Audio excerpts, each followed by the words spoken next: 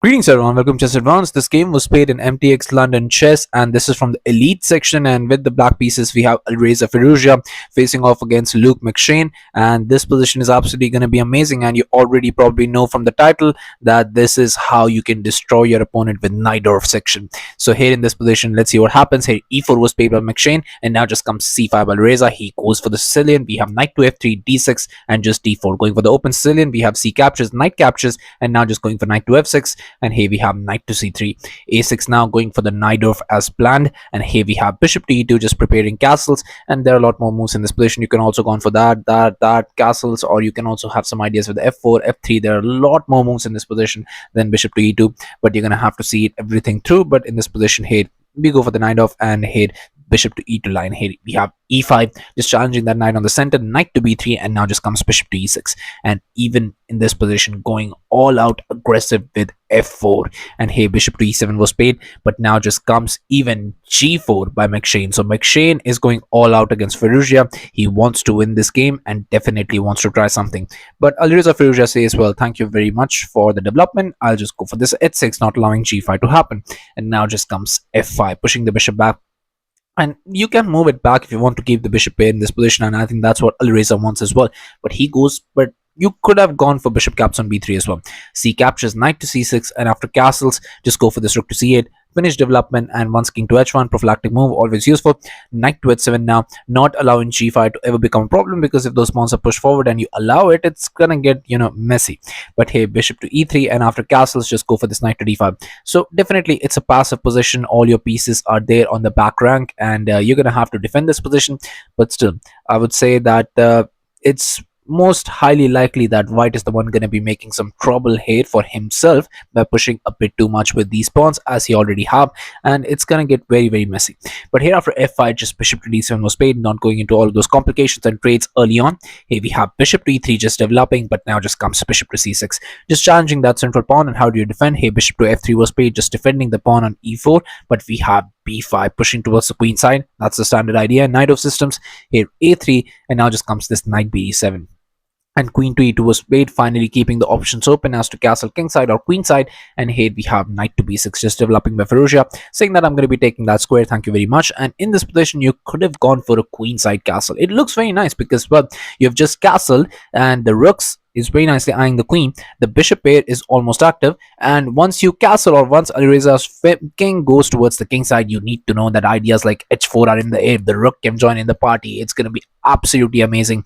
You don't have that much by pushing a move like b4 in this position, so definitely could have been a very nice option. Because here after knight to a4, now trying to ask for more trades in the center, because you have to understand, if you go for these trades, I will very likely enjoy this file to harass your king. So here knight to d5, but now you just go for more trades. Knight captures, e captures, and here finally going for this bishop to d7, but now you have h4. You push towards the queen side, king side here, obviously for Firouzja, but now just comes this bishop caps on h4. You're giving me a free pawn, I'm just going to take it.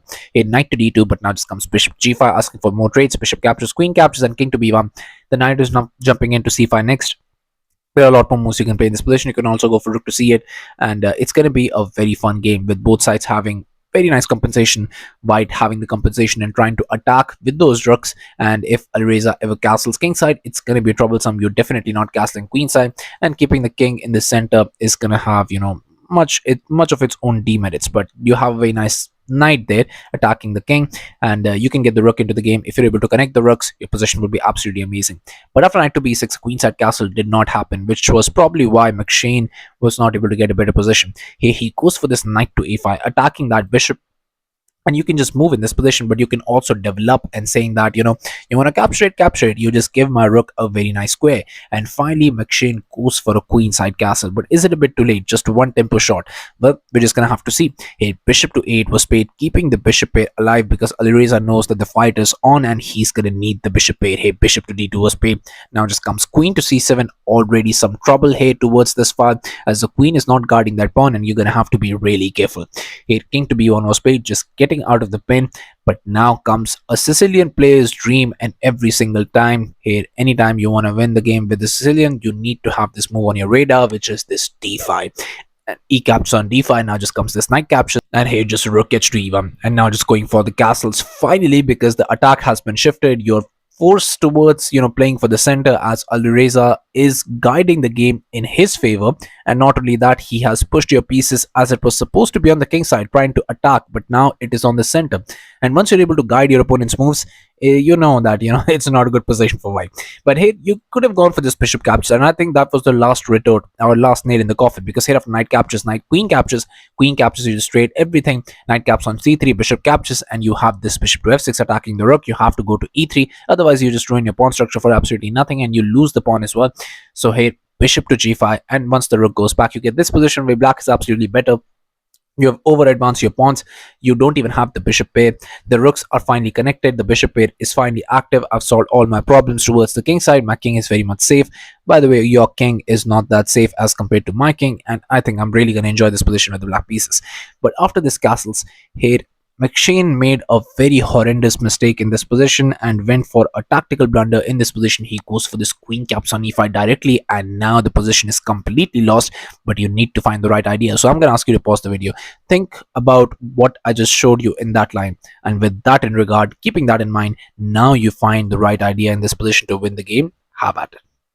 So congratulations to everyone who's able to find the idea. Now the idea comes, because queen captures on e5 is completely winning, because here rook captures on e5, but now you have knight captures on c3 with a check, and now my bishop comes alive and you're just down a piece. Here bishop captures on c3 was played. Now just comes this bishop captures on f3. We have rook to d3, but you are just down a piece and there is absolutely nothing.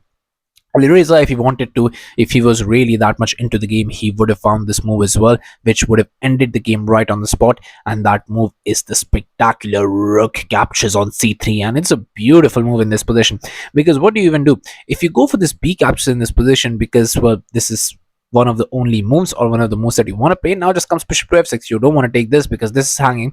So what do you do in this position? Let's say you try to go for rook e to e3, but now in this position you have this bishop all the way back to a8, because now I'm going to use it as a sniper. Here rook to e1, and now just comes this rook to c8. You can already sense trouble, because your knight is basically out of the game. You can never get out of the game. You're going to have to spend at least 2 tempos, and if you go for a move like knight to b3 in this position, now just comes this knight to d5, and you're already in a lot of trouble.